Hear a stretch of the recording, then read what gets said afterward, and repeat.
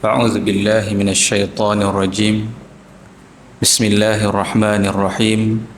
أحييكم بتحية الإسلام، تحية طيبة من عند الله تبارك وتعالى. السلام عليكم ورحمة الله وبركاته. الحمد لله رب العالمين وبه نستعين، والصلاة والسلام على أشرف الأنبياء سيدنا محمد وعلى آله وأصحابه ومن تبعهم بإحسان إلى يوم الدين.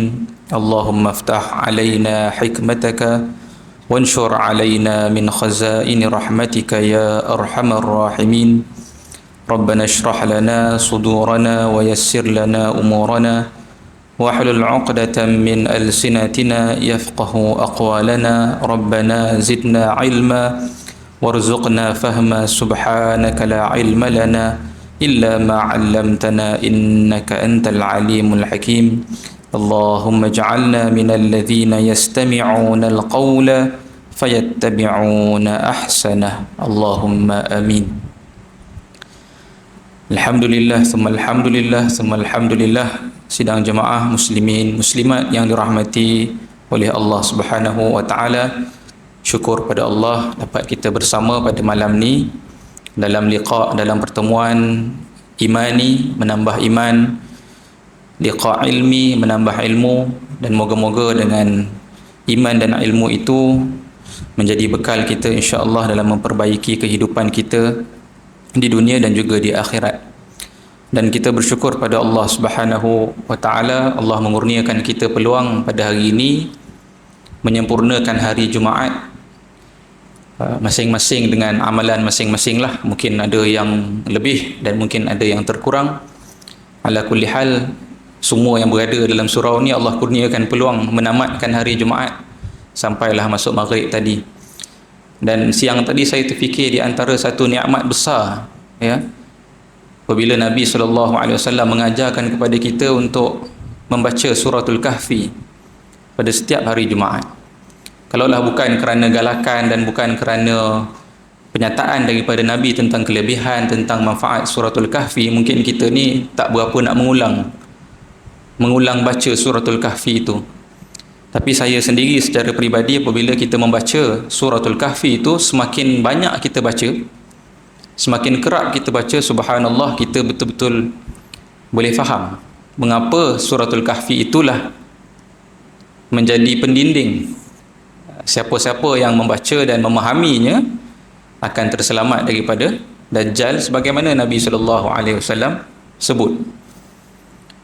Saya pernah sebelum-sebelum ni pun cerita kan tentang bagaimana Nabi SAW menggambarkan fitnah ataupun gelapnya zaman yang akan datang selepas kewafatan Nabi.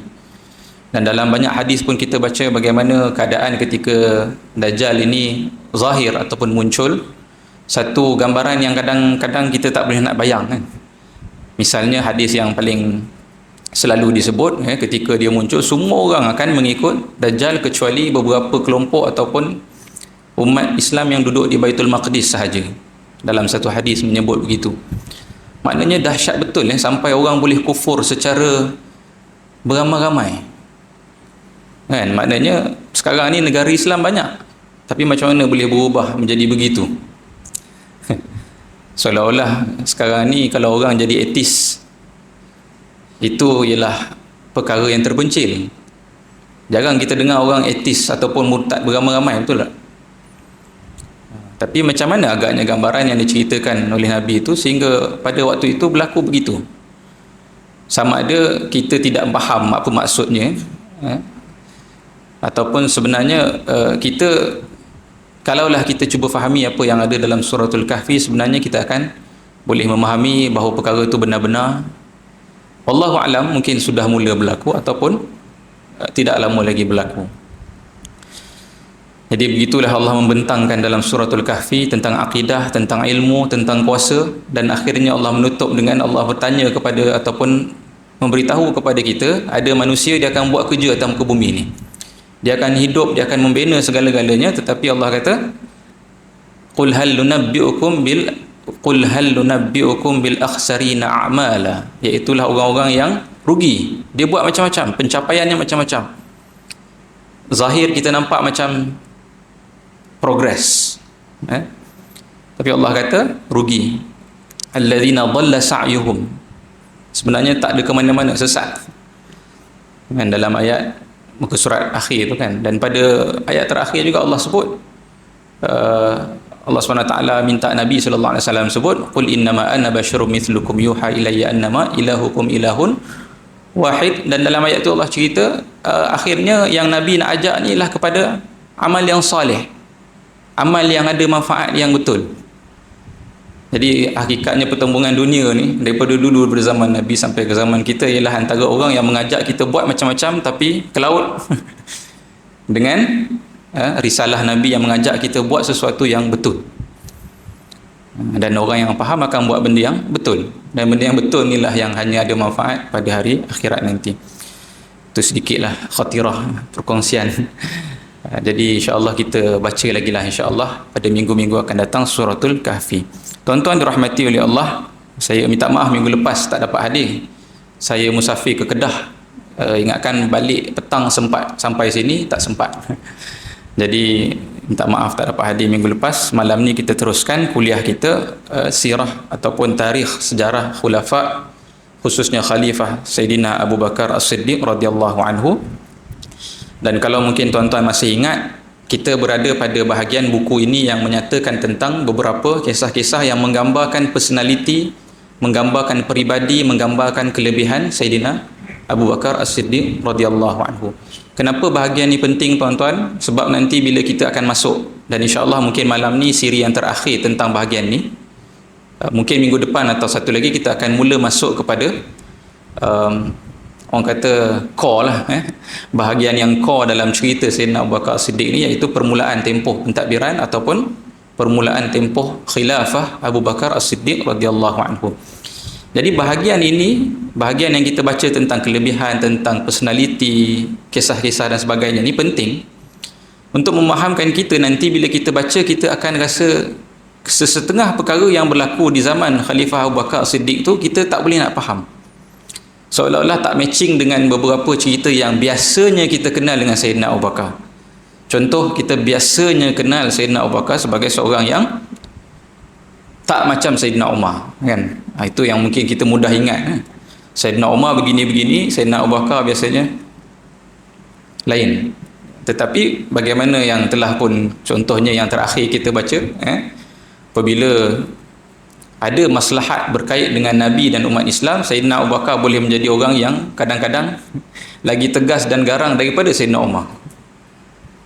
Kan? Jadi ini memahamkan kita dan mendapatkan memberikan kepada kita satu gambaran yang lebih sempurna tentang Sayyidina Abu Bakar As-Siddiq. Dan kenapa ni penting? Bukan sangat sebab kita ni nak jadi orang yang pencinta sejarah semata-mata, tapi supaya kita boleh mengambil qudwah, ataupun naqtadi, kita mengambil qudwah ni dengan betul. Kadang-kadang kita ambil qudwah, kita ikut contoh dalam keadaan kita tak betul-betul faham, jadi kita akan ambil juzuk-juzuk, maka kita pun menjadi orang yang juzuk-juzuk. Sama macam orang kalau nak ambil qudwah dengan Nabi, kalau ambil juzuk-juzuk, maka sebenarnya dia tidak dapat untuk mencontohi Nabi SAW. Mungkinlah ada bahagian yang diambil itu dapatlah pahala, tapi kalau nak menjadi peribadi seperti itu, kena memahaminya secara, istilah modelnya holistik lah, secara gambaran penuh. Jadi itu sebab saya bawakan kisah-kisah daripada Sayyidina Abu Bakar daripada pelbagai angle. Malam ni kita akan tengok lagi tuan-tuan beberapa kisah, dan saya mulakan pada malam ni dengan satu kisah yang diriwayatkan oleh Sayyidina Abu Hurairah radhiyallahu anhu dalam Sahih Muslim. Penulis membawakan satu hadis, dan hadis ni cerita berkait dengan Sayyidina Abu Bakar As-Siddiq radhiyallahu anhu. Berkata Abu Hurairah radhiyallahu anhu, pada suatu hari, inna rajulan syatama Abu Bakrin. Ada seorang lelaki datang mencela. Tak tahulah apa masalah dia, tiba-tiba datang mencela, mencemuh, bercakap buruk kepada Sayyidina Abu Bakar As-Siddiq. Wa Rasulullah sallallahu alaihi wasallam jalisun. Dan ketika itu ada juga Rasulullah pada waktu itu duduk di situ. Ada Rasulullah ada Sayyidina Abu Bakar. Dan lelaki ni datang marah kat Sayyidina Abu Bakar. Mungkin barangkali ada isu-isu. Yalah, Sayyidina Abu Bakar ni businessman. Orang businessman mungkin faham lah. Banyak frenemies, istilah dia. Nampak macam kawan. Tapi bila dah tak betul kira tu, bergaduh dia tu. Lalu faja'ala Nabi sallallahu alaihi wasallam, sehingga menjadikan Nabi terkejut tengok perangai lelaki ni dan tersenyum. Nabi tengok lelaki ni bercakap pada Sayyidina Abu Bakar As-Siddiq. Sebab apa? Sebab Sayyidina Abu Bakar senyap saja, tidak menjawab langsung cemuhan dan celaan tersebut. Jadi ini memang selarilah dengan gambaran Sayyidina Abu Bakar yang biasa kita dengar sebelum ni. Dia seorang yang cool, bukan syakhs asabi ataupun seorang yang temperamental. Setengah orang sikit dia dah meletup. Sayyidina Abu Bakar dia boleh tampung. Jadi orang ni kutuk Sayyidina Abu Bakar tak cakap apa. Sehinggalah aktsarar rajul, lelaki ni bercakap mungkin akhirnya sampai limit lah. Banyak cakap cemuh mencela Sayyidina Abu Bakar sehingga sampai limitnya, maka radda alaihi Abu Bakar. Lalu Abu Bakar pun akhirnya menjawab juga sebahagian daripada kata-kata celaan tersebut.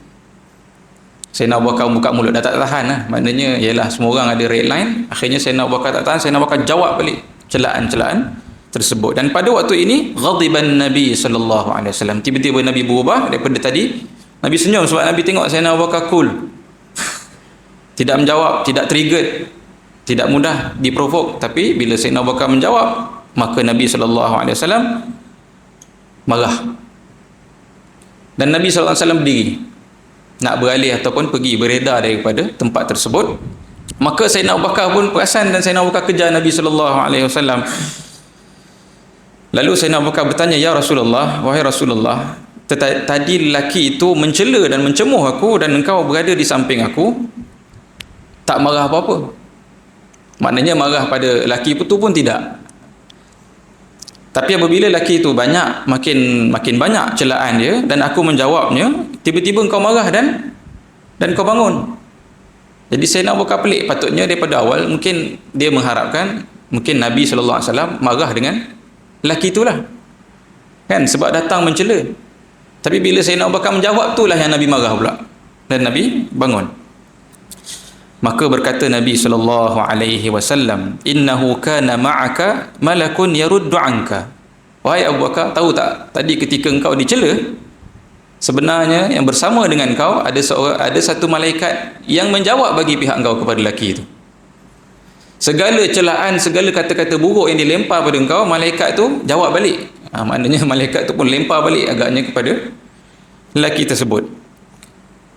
Falamma radatta alaihi ba'd qawli waqa'a syaitan. Tapi apabila engkau mula menjawab kata-kata lelaki itu, maka datanglah syaitan. Bila datang syaitan, malaikat tak ada lah. Maka kata Nabi, falam akun li aq'ud ma'a syaitan. Dan aku, kata Nabi sallallahu alaihi wasallam, aku tak nak duduk bersama dengan syaitan. Ini satu cerita. Ini cerita tentang Abu Bakar, tapi mengajar juga kepada kita kan satu adab bagaimana berdepan dengan provokasi-provokasi orang-orang yang melemparkan kata-kata buruk pada kita. Sebenarnya malaikat berada bersama dengan kita. Kalau orang tu memang cakap buruk, benda yang tidak sepatutnya kepada kita, malaikat bersama dengan kita dan malaikat menjawab. Tetapi apabila kita pun mula masuk dalam gelanggang yang sama, maka syaitan pun datang. Sebab apa? Syaitan dia akan menyalakan api permusuhan.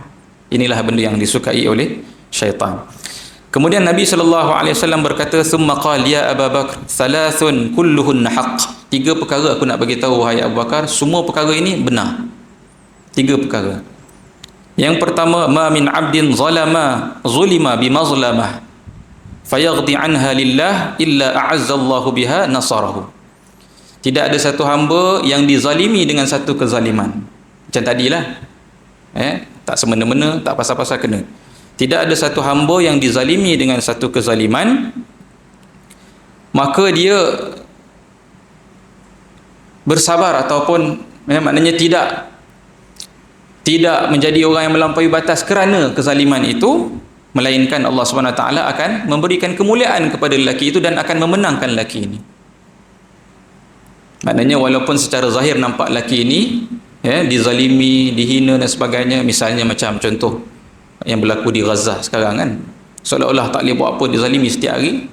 Tapi kata Nabi, yang benarnya ialah Allah Subhanahu Wa Taala sebenarnya akan berada bersama dengan orang ini, memberikan kepadanya kemuliaan dan akan memenangkan.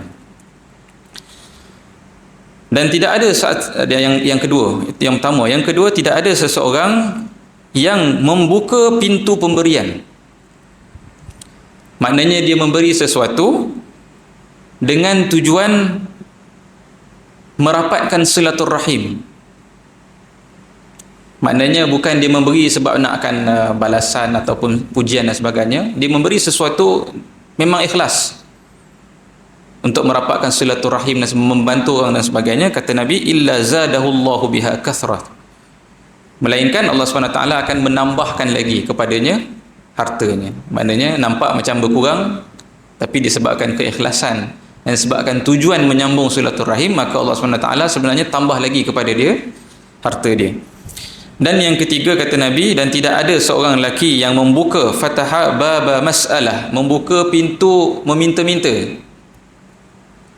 yuridu biha kasrah, dia meminta-minta dengan harapan itu boleh menambahkan bagi dia harta dia. Dan ulama syarah di sini meminta yang bukan hajat. Kalau meminta kerana hajat, tak apa lagi. Orang yang memang dah tak ada cara lain, kena minta tolong, minta sponsor dan sebagainya, minta zakat, itu tak ada masalah. Tapi ini orang yang meminta-minta untuk menambahkan harta dia. Illa zadahullahu biha qillah, melainkan Allah SWT sebaliknya akan menambahkan kepada dia rasa kekurangan ataupun kekurangan yang real kepada hartanya. Ini tiga perkara yang Nabi SAW sebut, ta'liq ataupun komen Nabi setelah berlakunya tadi peristiwa Nabi SAW melihat Sayyidina Abu Bakar kan. Jadi ketiga-tiga perkara yang Nabi SAW sebut ni, Nabi kata benar. Sebab apa? Sebab pada zahirnya kita akan tak nampak perkara tu, betul tak? Orang yang dizalimi tapi dia bersabar di atas kezaliman tersebut, secara zahirnya kita nampak dia selama-lamanya berada dalam keadaan hina. Orang yang memberi secara zahirnya nampak hartanya akan berkurang, dan orang yang meminta dan dapat pula harta, kita zahir kita akan nampak dia harta dia banyak. Tapi kata Nabi SAW, dalam ketiga-tiga keadaan ni sebenarnya yang berlaku ialah sebaliknya. Dan ini ialah komen kepada Sayyidina Abu Bakar As-Siddiq dalam peristiwa tadi. Jadi ini juga satu proses Nabi SAW sentiasa mendidik sahabatnya, iaitu Sayyidina Abu Bakar As-Siddiq radhiyallahu anhu.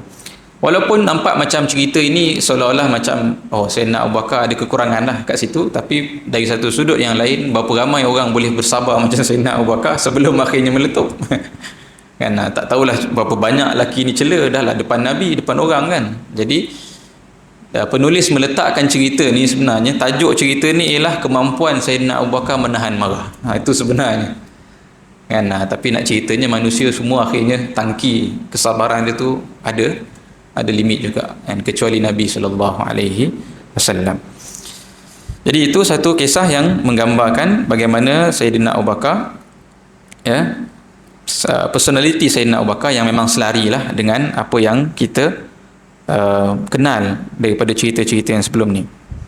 Selain daripada itu, ada satu lagi aspek yang ditekankan oleh penulis mengenai Sayyidina Abu Bakar As-Siddiq radhiyallahu anhu, ialah tentang ini mungkin nak memperkukuh lagi lah, bahawa Sayyidina Abu Bakar ni tahap imannya sama dengan Nabi SAW.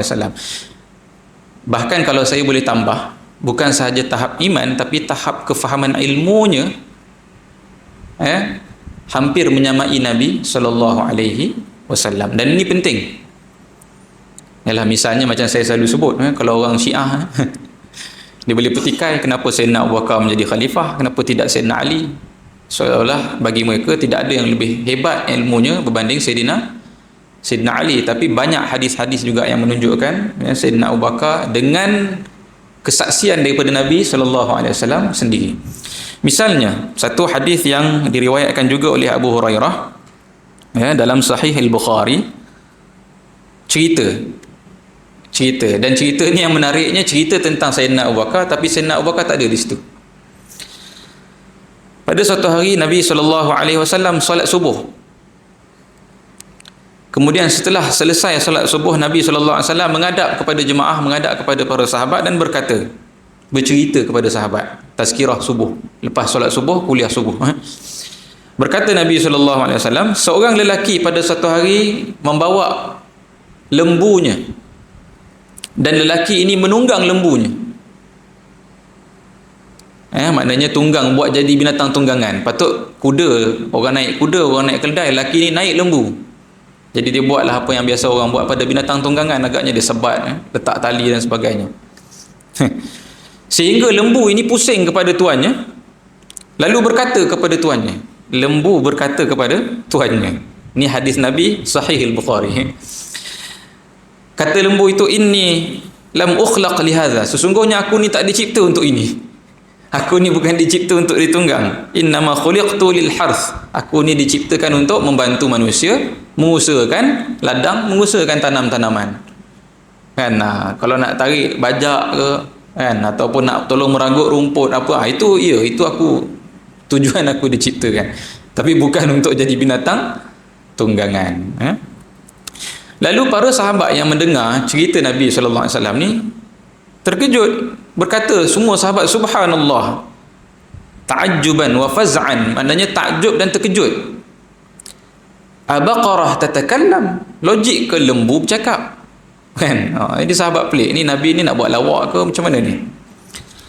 Faqala Rasulullah SAW, maka Rasulullah pun berkata, fa inni u'minu bihi wa Abu Bakr wa Umar. Kalau kamu rasa pelik, kalau kamu rasa takjub, kalau kamu tak percaya, ketahuilah aku beriman dengan perkara ni. Maknanya Nabi SAW kalau bercerita pun, bezalah dengan penceramah-penceramah, masuklah saya kadang-kadang nak bercerita dalam ceramah pun ceritanya tak pernah cerita bohong. Kan, nak bagi motivasi ke apa kan, cerita semua betul. Jadi Nabi kata aku beriman dengan cerita tadi, maknanya yang Nabi cerita tu benar-benar berlaku. Memang lembu tu bercakap. Dan Nabi berkata juga, fa inni u'minu bihi wa Abu Bakr wa Umar, dan Abu Bakar dan Umar juga aku yakin, percaya, beriman dengan cerita ni. Nabi sebut nama dua ni, dua sahabat saja. Maknanya yang selain tu wallahu alam, belum tentu boleh percaya. Maknanya belum tentu percaya bila dengar lembu bercakap. Ni kalau contoh saya bercakap dengan tuan-tuan, lembu boleh bercakap tuan-tuan. Tuan-tuan akan mungkin minggu depan tak panggil saya ceramah dah. Kan? Dah pelik-pelik dah ustaz ni. Kan? Tapi Nabi SAW cakap lembu bercakap. Dan kenapa sahabat-sahabat pelik walaupun yang bercakap tu Nabi? Ialah lembu bercakap ialah sesuatu yang khariqan lil adah, keluar daripada kebiasaan. Mana ada ialah tak tahulah siapa sahabat pun, sahabat zaman sahabat pun mungkin ada yang tak pernah dengar lembu bercakap. Betul tak? Jadi macam mana nak bayang lembu bercakap? Tapi Nabi SAW sini mengajar kepada kita, benda yang kamu tak pernah alami sebagai adatnya, secara adatnya kamu tak pernah alami, tidak bermakna benda itu mustahil secara akalnya. Maknanya ialah perkhabaran Nabi itu sahaja yang menyampaikan kepada sahabat tentang cerita itu, betul tak? Siapa lagi yang boleh testify? Siapa yang boleh verify cerita Nabi itu betul? Sebab Nabi cakap, Nabi seorang yang tahu. Kan kalau ceramah dia kata, kalau tipu orang tu tipulah saya, kan, dia menyampaikan balik cerita. Tapi Nabi SAW tidak pernah berbohong, kan, sentiasa menyampaikan yang benar. Jadi bila Nabi kata benda tu berlaku, bermakna sekurang-kurangnya sahabat ataupun kita semua percaya bahawa secara logiknya perkara tu memang berlaku, walaupun kita tidak melihat perkara tu berlaku dalam kebiasaan.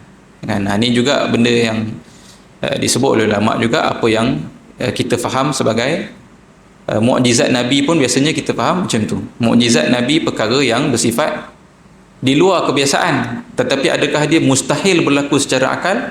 Ia tidak mustahil. Dan ini penting tuan-tuan untuk kita nak menjawab. Bila orang-orang barat misalnya bila mendengar cerita macam ni, tengok dia kata your prophet talk nonsense, cakap benda yang tidak ilmiah. How come seekor lembu bercakap dengan manusia dan manusia faham? Tapi rupa-rupanya kita mengambil perkara ini sebagai this is scientific, this is ilmu. Kemudian patutnya menginspire orang-orang Islam untuk mengkaji pula lagi macam mana kita nak faham binatang bercakap. Akhirnya hari ini Barat sendiri mengakui, baru minggu lepas saya baca artikel, sekarang ni menggunakan AI, Barat tengah explore bagaimana kita boleh bercakap dengan binatang. Maknanya tak tahulah, direkod lah banyak-banyak bunyi binatang tu, dia suruh AI proses untuk baca kan, apakah dia punya structure of language dan sebagainya, supaya kita pun boleh bercakap balik. Binatang pun faham, binatang cakap balik, kita faham. Jadi maknanya daripada dulu Nabi kata memang boleh binatang bercakap dengan manusia, dan manusia pun faham. Tapi poin di sini Nabi nak kata tahap keilmuan macam ni dan tahap keimanan macam ni, kalau semua orang lain tak boleh sampai, tapi aku tahu yang sampai tahap macam yang aku faham ni ialah Sayyidina Abu Bakar dan Sayyidina Umar. Iman dan ilmu ni dia tidak pernah kontradik. Jadi ada orang cakap Sayyidina Abu Bakar ni dia beriman je, dia percaya je, belum tentu dia faham. Tak betul. Iman dan ilmu ni datang bersekali. Jadi maknanya Nabi SAW memberi kesaksian iman dan ilmu Sayyidina Abu Bakar dan Umar memang at par dengan Nabi SAW. Kemudian Nabi tambah satu lagi cerita dalam setengah riwayat. Ini dalam riwayat Sahih Bukhari ni, Nabi sambung cerita tu dan Nabi berkata, pada satu hari seorang lelaki membawa kambingnya, mengembala kambing, tiba-tiba datang seekor serigala. Serigala ni nak cuba makan kambing-kambing yang dibawa oleh lelaki ini. Dan serigala ni berjaya, panggil apa tuan-tuan? Colik. Kalau orang colik, tahu serigala ni berjaya, faham lah kot. Dia berjaya bawa lari seekor kambing daripada kambing yang dijaga oleh lelaki ini. Maka lelaki ini pun kejar serigala ni. Kejar. Ni cerita Nabi SAW. Sehingga berjaya dapatkan balik kambingnya. Lalu ketika itu, kata Nabi SAW, serigala itu berpaling kepada lelaki ini dan bercakap. Sekali lagi cerita haiwan bercakap. Tadi lembu, sekarang serigala. Kata serigala ni, man laha yaumus sab' yauma laysa laha ra'in ghairi. Sekarang ni bolehlah engkau selamatkan dia, tapi nanti pada hari di mana tiada lagi dah manusia di atas muka bumi ni, serigala sebut ni, hari binatang-binatang berpuasa di atas bumi, mungkin barangkali dekat kiamat, semua manusia dimatikan. Serigala ni kata, kalau hari di mana tiada manusia lain dah, di mana hari itu tiadalah orang yang boleh menjaga kecuali aku. Serigala kata, orang pun dah tak boleh jaga binatang, aku yang jaga semua binatang. Sekarang boleh engkau nak jaga kambing ni, tapi nanti tidak ada dah engkau, tidak ada dah manusia untuk menjaga kambing-kambing. Ini serigala ni cakap pada lelaki itu. Dan sekali lagi ketika itu sahabat yang mendengar cerita Nabi ni pun berkata, subhanallah, dhi'bun yatakallam, logik ke serigala bercakap. Maka kata Nabi SAW, aku beriman dengan perkara itu, dan Abu Bakar juga beriman dengan perkara itu, dan Umar juga beriman dengan perkara itu. Jadi daripada cerita ini, daripada hadis ini, kita boleh faham dua perkara lah, dua angle. Yang angle yang pertama ialah Nabi SAW nak ajar pada sahabat ni, tadi benda yang tadi saya sebut, perkara yang yang kamu anggap tidak berlaku secara kebiasaan, tidak bermakna ianya tidak ilmiah, tidak benar kan. Ilmiah ni bahasa lainnya benar lah, berlaku tidak. Macam orang yang mungkin dia kata mukjizat ni betul ke berlaku. Ada orang yang mendatangkan syak, mendatangkan doubt. Ataupun ia hanyalah mitos-mitos yang nak membesar-besarkan tokoh-tokoh, membesarkan figure-figure dalam sejarah orang Islam. Ni orang kafir lah. Tapi Nabi SAW mengajar pada para sahabat benda yang tidak kamu lihat dalam adat, tidak semestinya ia tidak benar. Satu sudut yang lain ialah Nabi SAW mengisytiharkan di depan para jemaah, di depan para manusia semuanya, bahawa kalaulah satu perkara tu ilmiah dan semua orang tak percaya, sebab susah sangat nak percaya, ataupun susah nak, istilah orang sekarang ni, susah nak brain, susah nak faham kan. Nabi kata 3 orang akan faham perkara tu, aku, Abu Bakar dan Umar. Ni zaman Nabi dah. Jadi bermakna tingginya, dan penulis mengambil cerita ni untuk mengisbatkan atau membuktikan tingginya iman dan ilmu Sayyidina Abu Bakar As-Siddiq radhiyallahu anhu. Itu satu cerita. Dan berdasarkan itu juga dibawakan kepada kita beberapa cerita lain ataupun hadis-hadis lain yang memperkukuhkan keyakinan kita bahawa sesungguhnya Sayyidina Abu Bakar memanglah seorang sahabat yang berilmu tinggi.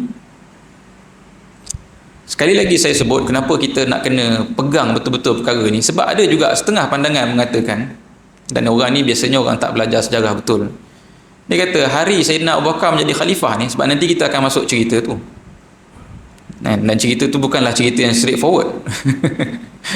Sebab ialah faktanya pada hari itu sahabat pun bergaduh, sahabat pun khilaf, dan ada orang yang mengatakan bahawa Sayyidina Abu Bakar finally dilantik itu just because he is from Quraisy. Sebab dia kata itulah ayat yang digunakan oleh Sayyidina Abu Bakar untuk endorse kepimpinan dia berbanding sahabat Ansar, kepimpinan orang Muhajirin berbanding sahabat Ansar. Nanti kita akan bacalah bila Sayyidina Abu Bakar kata kepimpinan, bawa hadis Nabi sallallahu alaihi wasallam yang menyebut kepimpinan bersama dengan Quraisy. Jadi setengah orang kata sebab itu je sebenarnya, patutnya kalau ukur betul-betul dari sudut merit, orang kata sekarang ni nak lantik ikut merit, patutnya kena ada ilmu, kena ada ini dan sebagainya. Ya ke sebenarnya Sayyidina Abu Bakar ni betul? Jadi sebab itulah penulis membawakan kepada kita hadis-hadis begini. Dalam satu hadis lain yang direkodkan oleh Imam Ibn Hibban, satu penyataan juga daripada Nabi SAW mengiktiraf ataupun menyatakan bahawa Sayyidina Abu Bakar ni orang yang tinggi ilmunya. Daripada Abdullah bin Umar radhiyallahu anhuma berkata, Nabi SAW bersabda, aku bermimpi, kata Nabi SAW, ra'aitu, aku bermimpi ataupun aku melihat seolah-olah aku diberikan satu bekas besar, ada setengah kata periuk besar, belanga besar yang penuh diisi dengan susu. Fasyaribtu minhu, kemudian aku minum daripada bekas ini. Nabi SAW minum susu ini sehingga aku merasa penuh kenyang. Dan aku melihat susu ini mengalir di dalam urat-uratku, kata Nabi SAW, di antara kulit dan dagingku, nampak. Lalu setelah aku minum dan kenyang, ada lagi baki daripada susu tersebut. Kepada siapakah diberikan baki ini?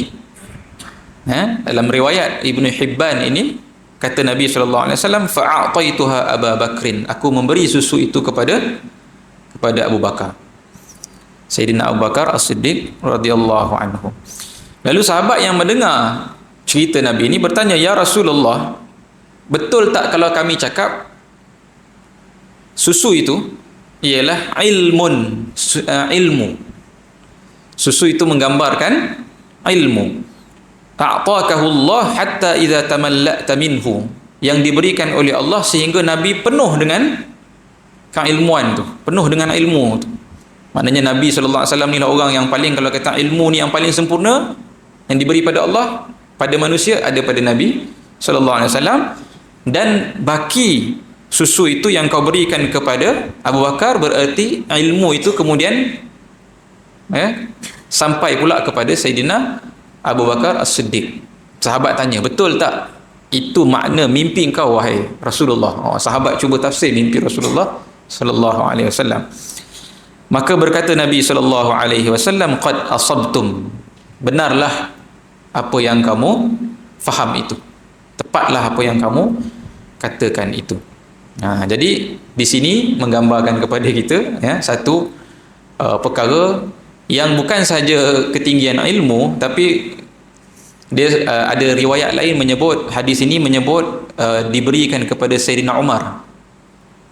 Yang saya baca ni daripada Imam Ibn Hibban, Nabi bagi susu tu kepada Sayyidina Abu Bakar. Tapi saya cari-cari semua hadis, saya tengok kalau ada pun antara dua ni sahaja. Sama ada diberi kepada Sayyidina Abu Bakar atau diberi kepada Sayyidina Umar. Secara subliminalnya pun menggambarkan kepada kita, maknanya kalaulah kata pemimpin ni orang yang paling berilmu setelah Nabi SAW, siapa dia yang paling layak? Tak lain tak bukan ialah Sayyidina Abu Bakar As-Siddiq radhiyallahu anhu. Dan cerita terakhir pada malam ni ialah Sayyidina Abu Bakar sendiri menunjukkan bagaimana Sayyidina Abu Bakar juga orang yang memang betul-betul faham. Iaitulah ya Sayyidina Abu Bakar radhiyallahu anhu menafsirkan mimpi seseorang yang datang kepada Nabi. Ini ada dalam banyak kitab-kitab hadis, antaranya kitab Sahih Al-Bukhari, kitab At-Ta'bir, cerita tentang mimpi. Satu hari Ibnu Abbas radhiyallahu anhu berkata bahawasanya seorang lelaki datang kepada Rasulullah sallallahu alaihi wasallam lalu berkata, aku bermimpi ya Rasulullah, dalam tidur aku melihat zallah, ada satu teduhan ataupun mungkin satu lembayung yang turun daripadanya, menitik daripadanya butter and honey, as-samnu wal asal, butter dan madu. Sedap lah. Sedap lah kalau masak, orang kata apa, butter chicken tahu madu pula, oh sedap lah. Butter chicken sedap dah, tahu madu lagi. Ayam madu campur ayam butter. Sahabat ni nampak daripada lembayung ni, dan setengah kata yang dimaksudkan lembayung ni macam awan, menitik-nitik, bukan menitik air hujan, menitik butter dan honey dan madu. Lalu aku melihat manusia semua menadah untuk minum, untuk ambil butter dan madu ni. Kata sahabat ni, fal mustakthir wal mustaqil, ada yang dapat minum banyak dan ada yang dapat minum sikit saja. Lalu setelah itu aku melihat pula turun daripada langit tali wasilun ataupun hablun, turun tali daripada langit ke bumi. Lalu aku melihat ya Rasulullah, orang yang pertama pegang tali ini ialah engkau ya Rasulullah. Engkau memegang tali ini, lalu apabila engkau memegangnya, alauta, engkau pun naik ke atas. Naik ke atas langit. Kemudian datang seorang lagi lelaki lain, pegang juga tali ini, naik ke atas langit. Lelaki kedua. Namanya Rasulullah orang pertama, kemudian lelaki kedua, kemudian datang lelaki ketiga juga sama, turun tali, pegang tali, naik ke atas langit. Sampai kepada lelaki keempat, tali turun, lelaki ni pegang, tetapi terputus. Tali itu terputus, jadi tak dapat naik. Lelaki yang keempat ni. Tetapi setelah tali itu putus, turun pula tali yang baru, lalu lelaki ini dapat juga mencapai tali itu dan kemudian naik juga ke atas langit seperti mana lelaki-lelaki yang setelah engkau ya Rasulullah. Habis cerita mimpi lelaki ni. Lalu di samping Nabi SAW ketika itu ada Sayyidina Abu Bakar As-Siddiq radhiyallahu anhu. Maka berkata Sayyidina Abu Bakar, ya Rasulullah, bi abi anta, izinkan aku, benarkan aku untuk menakbir ataupun menafsir, memberikan makna kepada mimpi ini. Muslimin, tuan-tuan yang dirahmati oleh Allah Subhanahu wa taala, saya minta izin habiskan hadis cerita tadi. Baik. Jadi tadi cerita apa tuan-tuan? Tuan-tuan pun bermimpi juga kan. Laki datang bermimpi, cerita pada Nabi sallallahu alaihi wasallam kan. Jadi nampak satu teduhan ataupun satu lembayung ataupun satu awan lah barangkali, turun as-samnu wal asal, butter and honey. Ada yang menadah, ada yang dapat banyak, ada yang dapat sikit. Kemudian cerita tali-tali yang dipegang, Nabi naik, dua orang lepas Nabi naik, lelaki keempat pegang putus, kemudian baru dia boleh naik. Maka Sayyidina Abu Bakar meminta izin ataupun meminta kebenaran daripada Nabi untuk mentadbirkan mimpi lelaki ini di depan Nabi. Wah, Nabi ni tok guru kan. Sayyidina Abu Bakar kata, wahai tok guru, izinkan hamba mencuba untuk memahami mimpi ini. Lalu apa tafsiran Sayyidina Abu Bakar As-Siddiq radhiyallahu anhu kepada mimpi ini? Kata Sayyidina Abu Bakar, Nabi membenarkanlah Sayyidina Abu Bakar untuk takbirkan. Nabi kata, "Uburha, wahai Abu Bakar, silakan. Explain." Berkata Abu Bakar, "Amma zullah fal Islam." Adapun teduhan ataupun lembayung ataupun awan besar itu ialah al-Islam. Wa amma alladhi yantufu minal asali was-samni fal Quran. Yang turun butter and honey ni, butter dan madu ni yang turun menitik-nitik ni ialah Al-Quran. Kata Sayyidina Abu Bakar, halawatuhu tantuf. Kenapa butter and honey menggambarkan Quran? Kerana halawah, kemanisan yang ada pada Quran itu menitik-nitik, turun menitik-nitik kemanisan Quran itu. Fal mustakthiru minal Quran wal mustaqil. Ada orang yang dapat menadah banyak daripada kemanisan Quran, dan ada orang yang hanya dapat menadah sedikit sahaja daripadanya. Maknanya tak sama. Ada orang baca Quran dapat macam-macam, ada orang baca Quran juga sama 30 juzuk tapi tak dapat banyak rasa kemanisan tu. Kata Sayyidina Abu Bakar. Itu tafsiran tentang awan dan rintik-rintik butter dan madu. Kemudian apa cerita tali itu? Wa amma sababul wasil, adapun tentang tali yang turun daripada langit ke bumi itu ialah al-haq allazi anta alaihi. Itu adalah tali kebenaran yang mana Rasulullah sallallahu alaihi wasallam berada di atasnya. Sayyidina Abu Bakar kata tali itu menggambarkan kebenaran, al-haq. Maka disebabkan itu apabila Rasulullah sallallahu alaihi wasallam pegang tali itu, maka Allah angkatkan. Maknanya Rasulullah ini dimuliakan dan menjadi mulia juga di sisi Allah ialah kerana kebenaran tersebut. Kemudian begitu jugalah pada dua lelaki yang sesudah itu. Kerana mereka berpegang dengan kebenaran yang sama yang kau pegang ya Rasulullah, maka Allah muliakan mereka dan angkat mereka ke maqam yang sama sebagaimana engkau ya Rasulullah. Ada pun lelaki yang terakhir yang cuba untuk pegang tiba-tiba terputus. Bermakna lelaki ini cuba juga untuk berpegang kepada kebenaran yang sama tetapi ada masalah. Ada masalah, tetapi akhirnya dia dapat kembali balik mengatasi masalah tersebut dan dia juga dapat berpegang pada akhirnya dengan kebenaran yang sama, dan Allah angkat juga dia bersama dengan semua yang telah diangkat sebelum itu. Kata Sayyidina Abu Bakar As-Siddiq. Jadi Sayyidina Abu Bakar kata, jadi asabtu am akhta'tu? Macam mana ya Rasulullah? Betul ke salah apa yang aku sebut tadi tentang mimpi lelaki ini? Maka kata Rasulullah sallallahu alaihi wasallam, asabta ba'dan wa akhta'ta ba'dan. Sebahagiannya betul jawapan kau tu dan sebahagiannya salah. Oh. Tak dapat markah penuh, A+ tak dapat. Ada yang betul, ada yang salah. Jadi sebagai seorang pelajar yang begitu cemerlang, Sayyidina Abu Bakar ni anak murid Nabi yang begitu cemerlang, berkata, fa wallahi ya Rasulullah, demi Allah ya Rasulullah, beritahulah kepada aku apa dia yang aku salah tu. Lalu apa jawapan Nabi sallallahu alaihi wasallam? Jawapan Nabi akan buat tuan-tuan semua tak tidur malam. Jawapan Nabi kata, wahai Abu Bakar, janganlah bersumpah. Itu sahaja jawapan Nabi, dan hadis itu berakhir di situ. Jadi sampai ke sudah tak ada siapa yang boleh bagi tahu mana dia yang betul, mana dia yang salah daripada jawapan Sayyidina Abu Bakar tadi. Cuma Nabi komen pada Abu Bakar, kenapa kau bersumpah minta aku bagi tahu mana yang salah? Wahai Abu Bakar, la tuqsim, janganlah kau bersumpah, jangan sumpah minta aku bagi tahu jawapan tersebut.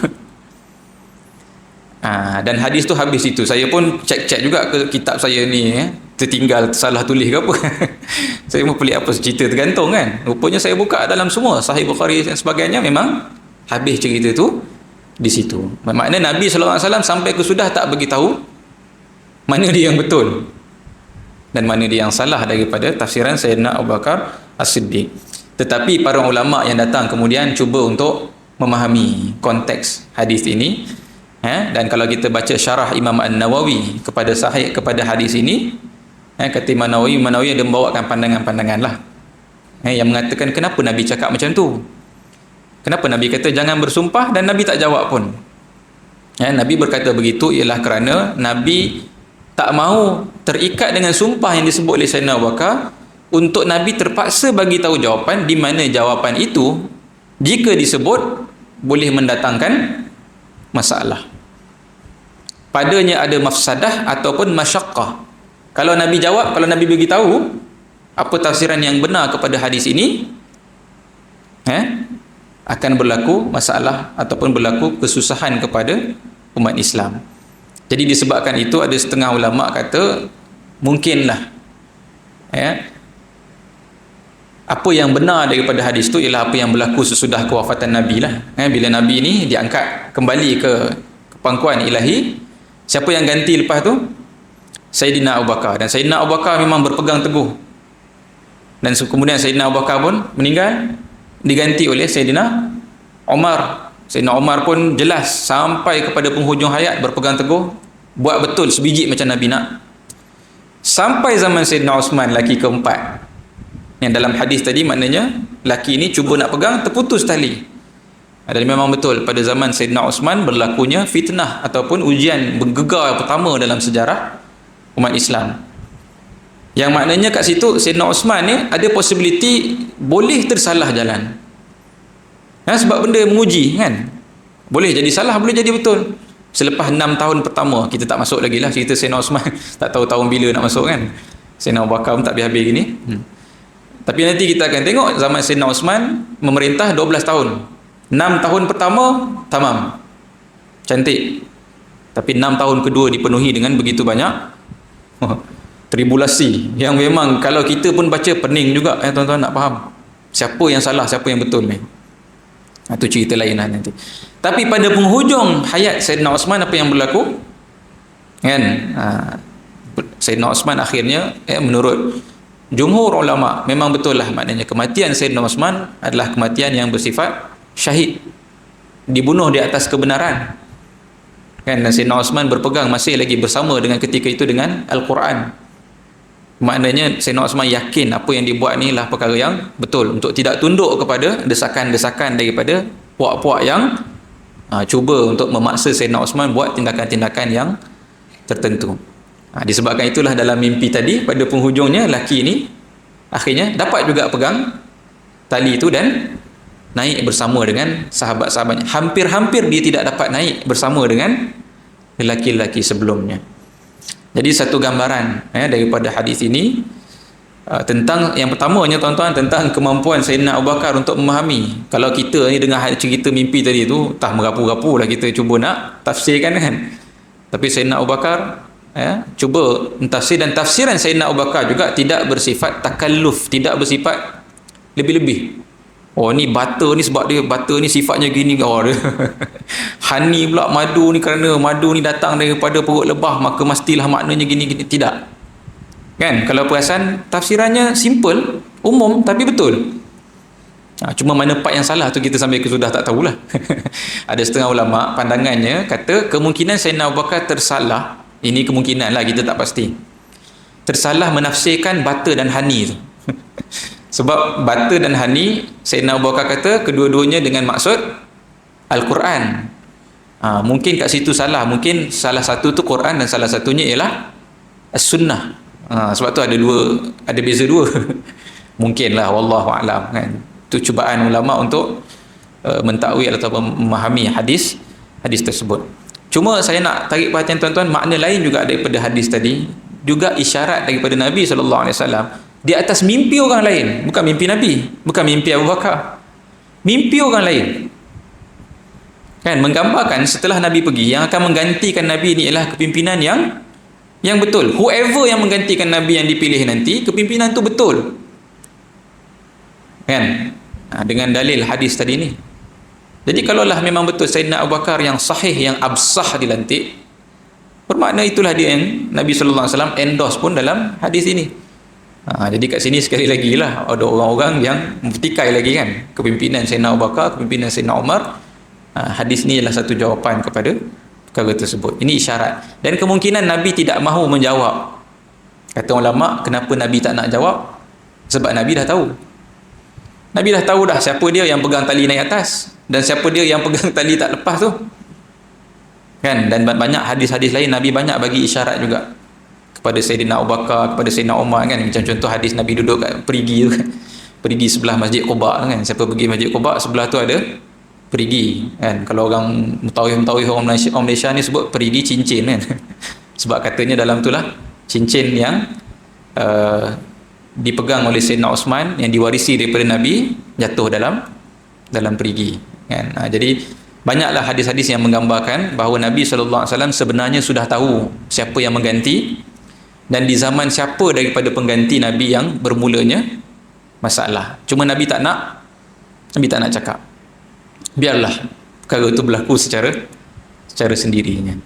Itu sedikit pengajaran jugalah yang boleh kita dapati daripada hadis tadi, dan hadis tersebut adalah sahih sebagaimana yang diriwayatkan kepada kita dalam Sahih Al-Bukhari Sahih Al-Bukhari rahimahullah. Jadi tuan-tuan, begitulah sedikit sebanyak, moga-moga dengan segala kisah-kisah yang telah saya bawakan, ada sebahagian daripadanya kisah-kisah kehidupan, sebahagian daripadanya kisah yang berkait dengan ilmu, agama dan sebagainya, tetapi memahamkan kepada kita satu sosok tokoh Sayyidina Abu Bakar As-Siddiq radhiyallahu anhu yang layak menjadi khalifah pertama dalam Islam. Dan moga-moga kita juga dapat mencontohi, kalaupun tidak secara sempurna, tapi kita telah meletakkan benchmark baru sebab semua jemaah sini ada tanggungjawab tu, sebab nama surau ni surau Siddiq kan.